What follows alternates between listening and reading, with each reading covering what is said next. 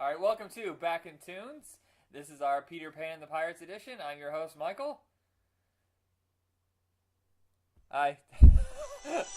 Jacob, hold on a second. It's not stopping, is it? No, it was blocking out what you were saying. Okay, sorry about that. Glitch. Jacob, go ahead.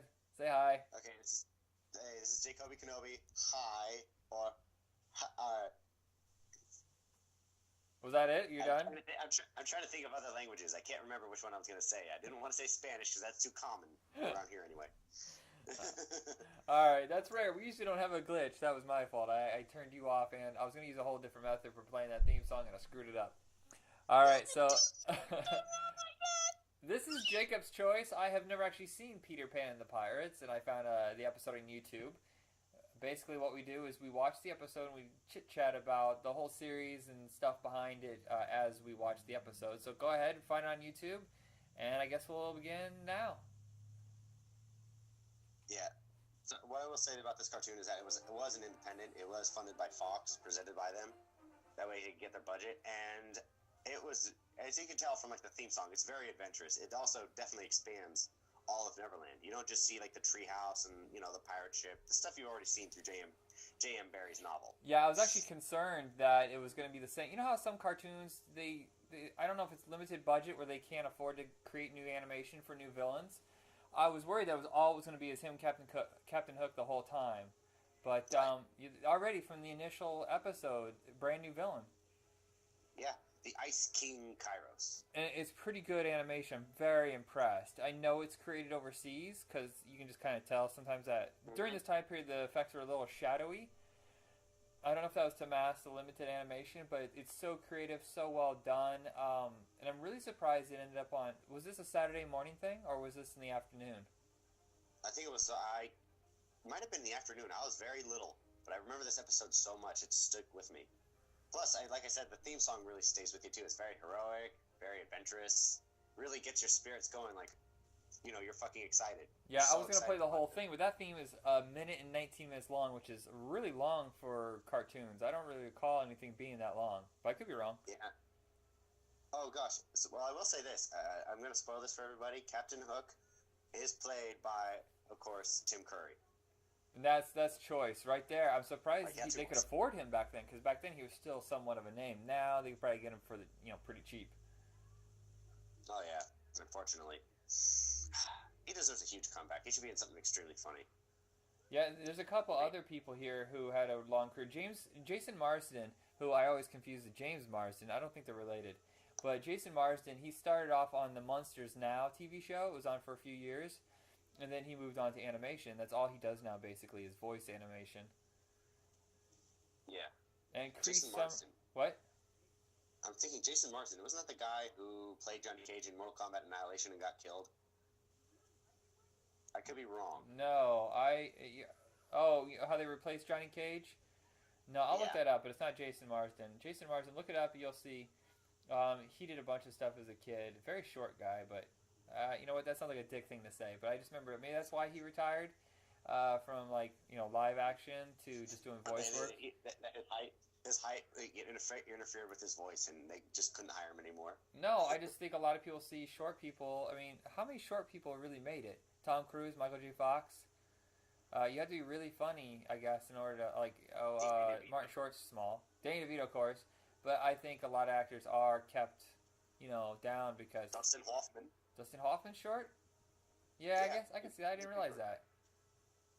That seems kind of stump. Even in Tootsie, he was too short to play some parts. So I'm looking here. Also, Cree Summer. I remember her from A Different World, but I don't think she did anything else live action. She did a lot of animation voice work. Woo. Yeah. Well, I will say here also the way they portrayed Peter Pan in this cartoon, it's actually pretty funny. I mean, Peter Pan, he's been kind of a douche. But like an accidental douche, because he's a kid and a teenager and whatnot. So it makes kind of sense. But at the same time, it's like, you just have to tell Peter Pan, you're a fucking idiot. I say that with love. Yeah, he was kind of a cocky jerk at times. You can see his arrogance. He reminds me, this is silly because this existed long before it, but watching Peter Pan, he's like a slightly less arrogant Link. in the Legend of Zelda cartoon. Do you remember that? Excuse me, princess. Oh God, that was an abomination. I've seen a lot though. It's ridiculous. He does, but you can tell he does kind of look like Link. And also, like the animation, it kind of reminds me of the same people who did Little Nemo. It was a. Oh, you mean Little Nemo in Slumberland, the movie? Yeah, that's what their faces kind of reminds me of. That's what they kind of look like. Okay, I'm trying to find. I recognize this name, Jack Angel. He did a lot of voice work, but I'm trying to find out which character he actually played in this. But he's known for like doing real Ghostbusters, GI Joe, Superpowers, Pole Position, Saber Rider, Voltron, Snorks, Super Friends, Spider-Man. I mean, almost every single cartoon in that first half of the 80s he was involved with. This is crazy how good his resume is. It goes on and on. He played Ramjet and Astro Train in the Transformers movie, but I don't remember that at all. Who the fuck is Ramjet? I have no idea, and I know Transformers pretty well, and I have no idea. I know Astro Train, but I have no idea who Ramjet is. Okay, I do want to say about this scene where Peter, he gave Wendy the crystal when he clearly gave it to Tink. He's trying to be a pimp. And have none of it. Yeah, do you know who Scott Menville is? He does a ton of voice work. Can't recall. Oh, he's a little bit older than me, but I mostly know him from Ernest Goes to Camp. You've seen that movie, right? I think so. I've seen Ernest Goes to Jail. I've seen Ernest Saves Halloween. Ernest Saves Christmas.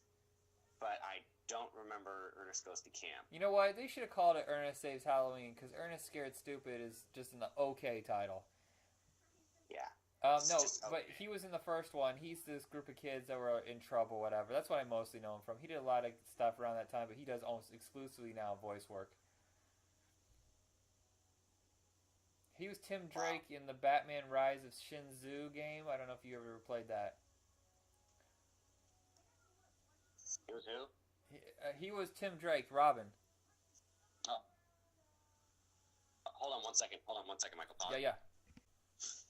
Okay, so let's resume. Yeah, I'm just kind of going through the voice work.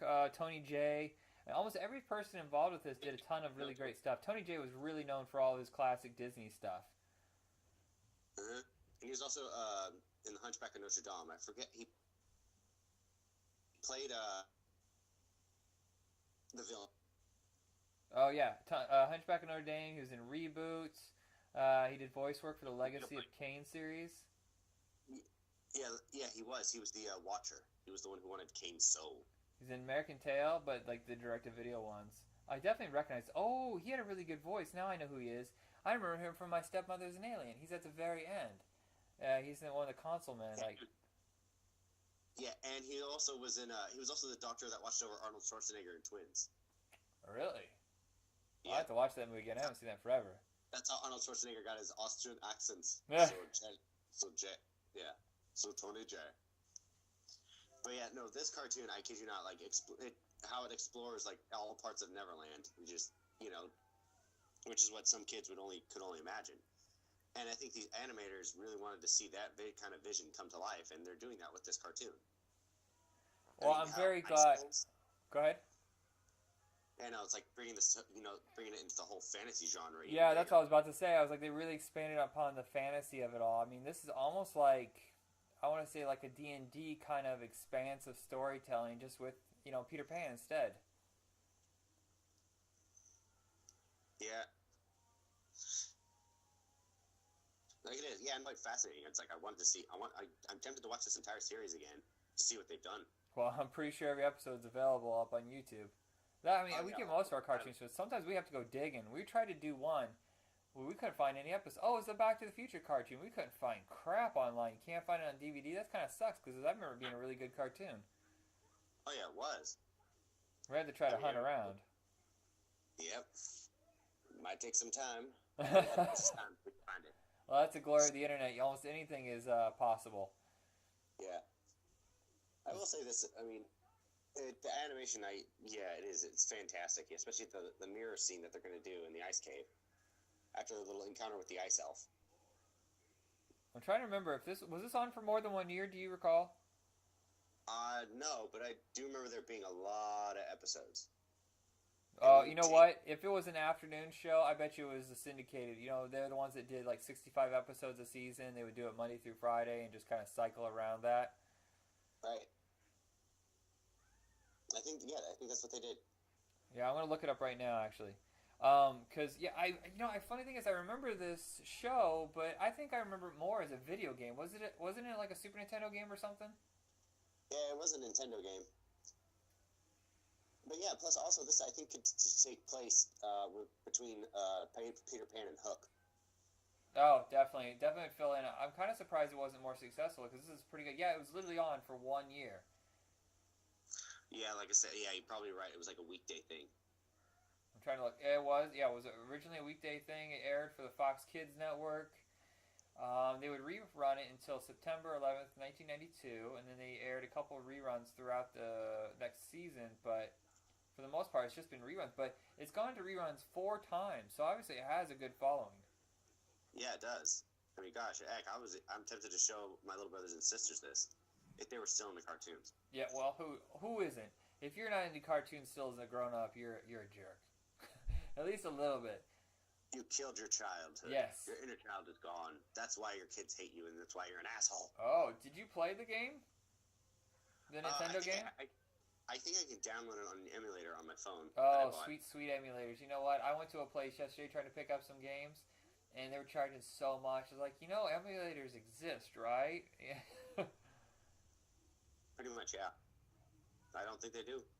All right, so this is what it is, yeah. Peter Pan and the Pirates was developed by THQ, which I don't remember back then if they were any good. It was for the Nintendo system only, and it was received poorly by critics. Oh, there's only so much you can do with Nintendo. Well, yeah, also it was a classic side-scroller, so that's always awesome. I do remember the toy line. I mean, yeah, my brother always had Captain Hook, and my brother Eddie, I think, had Peter Pan, and she came with a little Tink. Okay, this is what I wanted to say about Tinkerbell. Speaking of her. Yeah. She looks kind of like. She reminds me of Molly Ringwald. Really? Oh yeah, I get that. I always thought. I think that's just a little Molly Ringwald. Oh man, that looks like a giant berry. Oh, the red crystal. Yeah. It does. Yeah, no, that's what I thought it was. I was like, it's a giant berry or pine cone. Yeah, but Peter. Peter doesn't think. He is very cocky. Oh, he's impulsive. Okay. That's what we love about him. It's like, dude, that could have been a bomb. You could have just blown yourself up along with those kids. You don't know. God damn it, Peter. The funny thing about Peter Pan is that it's public domain. The book is old enough that anybody can do a version of it. So Peter Pan is one of those things where you can tell the same story over and over and over again, or you can reinterpret it into a new way. And there was Hook right after this.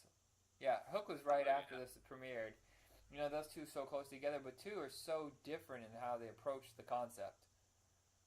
Oh yeah, Walt Disney really wanted to do an animated movie of it for like the longest time, and he finally did in the 50s. Oh yeah, isn't Finding Neverland with Johnny Depp? Isn't it about that? It's about J.M. Barrie and his inspiration for writing it. I feel like I've seen it, but I can't remember anything about it. Yeah, Kate Winslet's like a sick woman who's going to die, and she has all these kids, and decides to take care of them, and basically gets his inspiration for creating Peter Pan. Nice. And yeah, dude, it was very heartwarming. And Johnny Depp was, being Johnny Depp, he's a great actor. So, and then, go ahead. As far as what I wanted to say about Hook too, it being a sequel to the actual story. Yeah, there's so much you can talk about it. I mean, it was like a huge twist. Like, holy crap, Peter Pan's grown up and he left Neverland. Why? And he's boring now.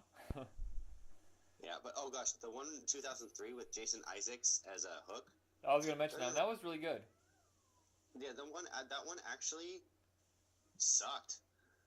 Oh, really? You didn't like it? I kind of liked it. I liked Jason Isaacs, but everything else was just poorly acted. I was like, come on, you couldn't find any better child actors. Yeah, you know what? The what we expect from child actors now, ever since Haley Joel Osment upped the game, and Thora Birch and Anna Paquin really changed things.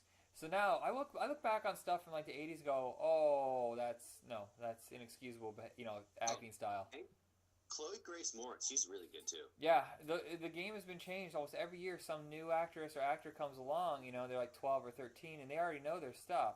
Sometimes it's creepy, like Dakota Fanning always kind of creeped me out, but Yeah, some people just know their stuff. The Breslin kids, Spencer, he was in The Kid with Bruce Willis, and his sister was the star of Little Miss Sunshine. They're all really good. Oh yeah, Abigail Breslin. That's right. They had the same kind of teeth. Well, the siblings. Except he had. Yes, that's true, and he did have a bit of a speech impediment. Oh, I remember that. I wonder what happened to him. But he got over that. They're making a new Peter Pan. Another one? Yeah, I have to look it up. I think it's coming out this Christmas. I can't remember. It's some big name attached to it. I have to look it up. Oh gosh, who would be a big child actor to play Peter Pan? I don't know. No, they're probably going to go with an unknown. I can't imagine they're going to grab someone that's already known. Yeah. But hopefully he's just good. Let's see. Huh? I hope he's a good actor. Yeah, hopefully we get something. Hopefully we get something good. Hey, so I was looking up the guy who ran the show, who was the main producer, Buzz Potemkin. He got his fame in the '60s by creating the Hawaiian Punch series. All those promos. I remember the cartoon. Yeah, he would like punch through the wall. The part where punch the guy when he'd say yes. Yeah. Stuff like that.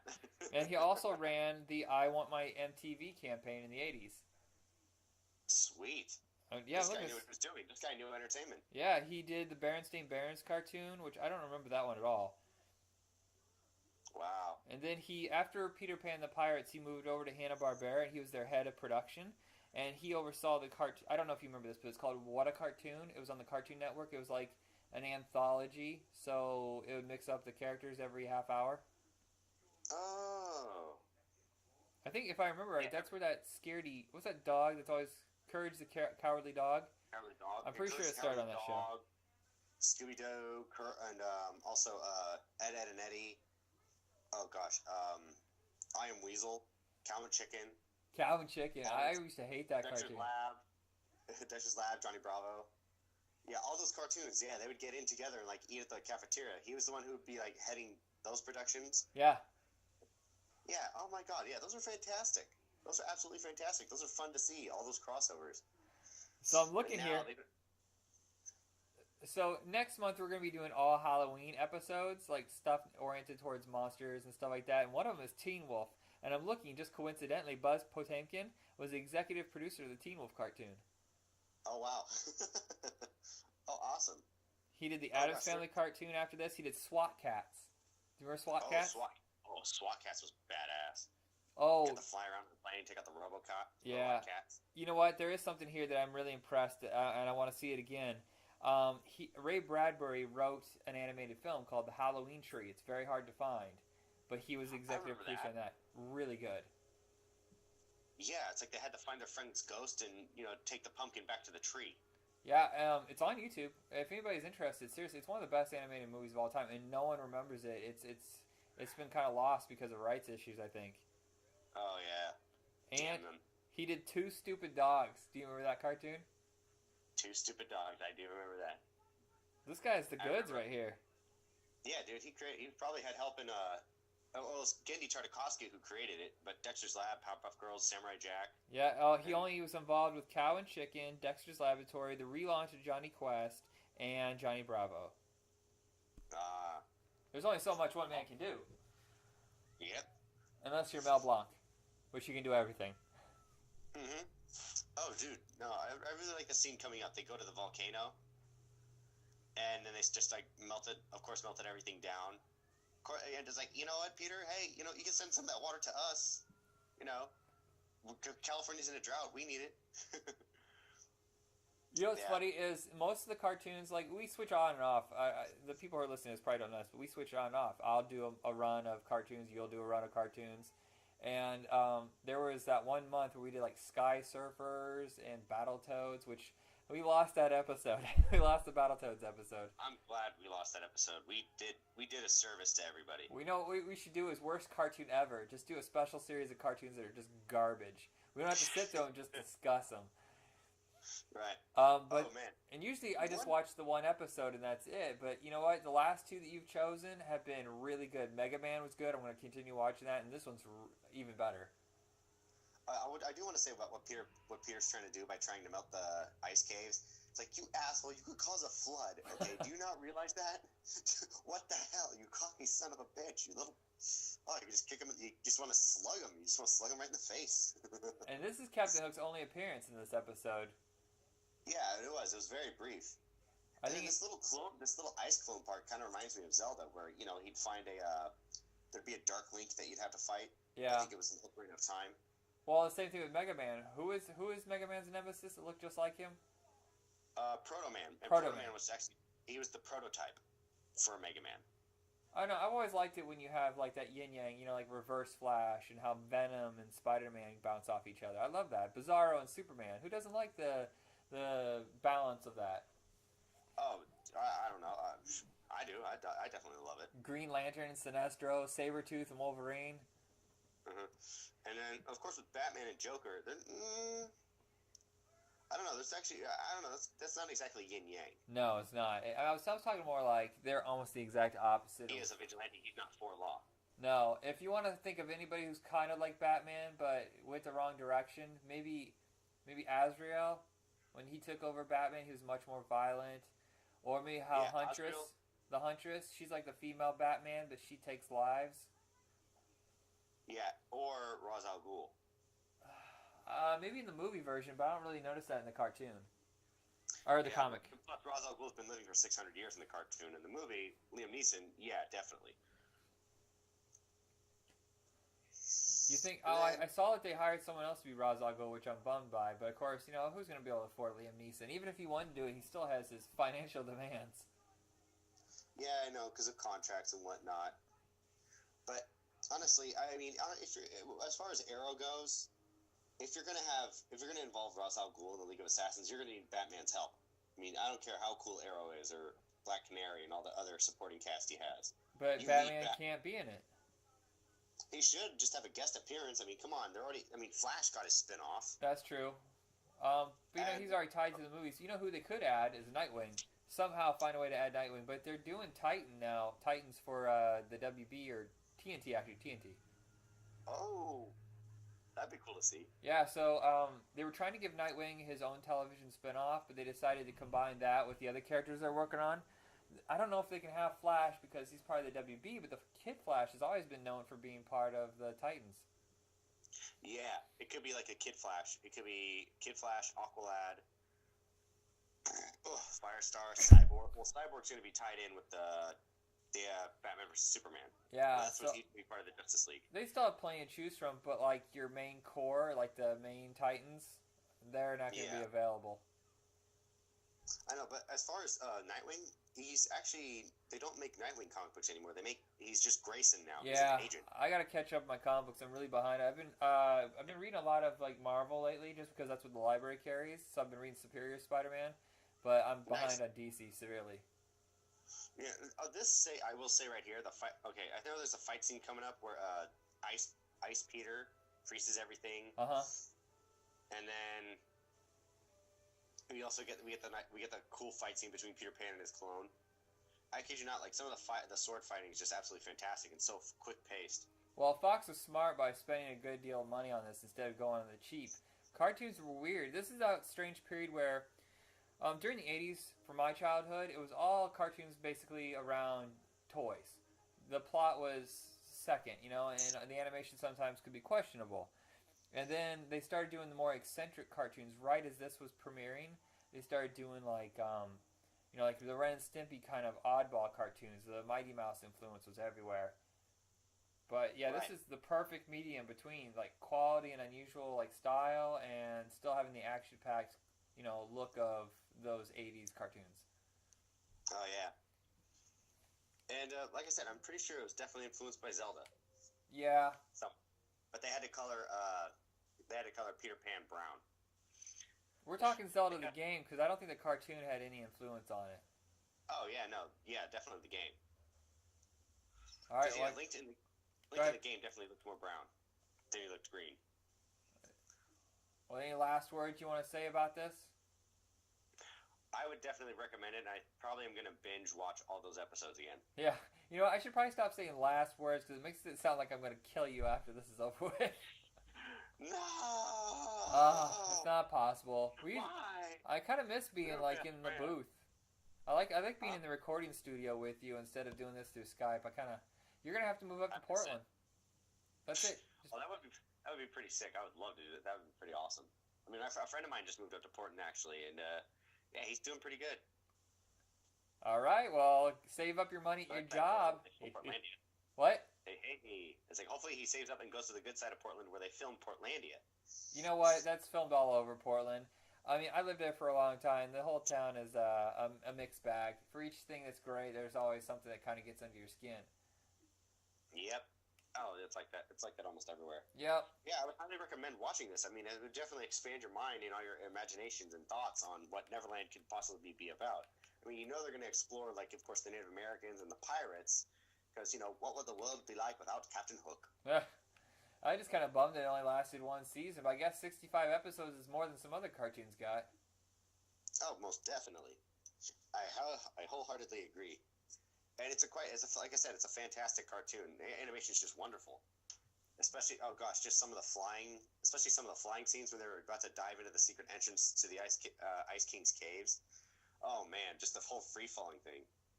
Just the exhilaration. I'm really glad you like this. I'm glad the memories were brought back for you because, this is a whole fresh experience to me. Yeah, no, it's like I said, it's great. It is. It's wonderful. All right, so we said this whole month was going to be fantasy-based cartoons, but we are going to take a brief sidestep. I don't think it's going to count as fantasy, but the next episode is going to be Brave Star. Do you count that as fantasy, or is that straight up sci-fi? I'd say sci-fi fantasy. All right. Well, let us know if there's any cartoons you want us to watch. Catch us at retrorocket.weebly.com. Catch us on Facebook, or we probably do most of our activity on the Facebook. But next episode is going to be Brave Star. All right, have a good night. Yeah. Signing off. Ta-ta. Huh? Did you say ta-ta? Ta-ta. Ta-ta. Yes.